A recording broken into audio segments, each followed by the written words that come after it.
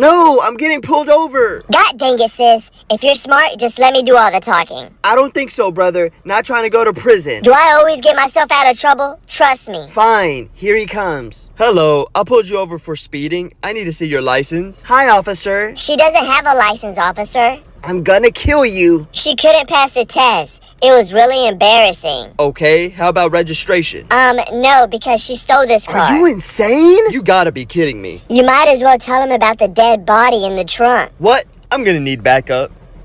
Just trust me. Evening, ma'am. I'm gonna need y'all to open the trunk. Okay. My officer said there was a dead body, but there wasn't. What? My sister isn't a murderer. Do you have your license and registration? She does, right, sis? Yeah, it's right here. I'm confused. My officer told me that you didn't have any of those, and there was a dead body in the trunk. Well, your officer is a liar, pants on fire. What else did he tell you? That she was speeding?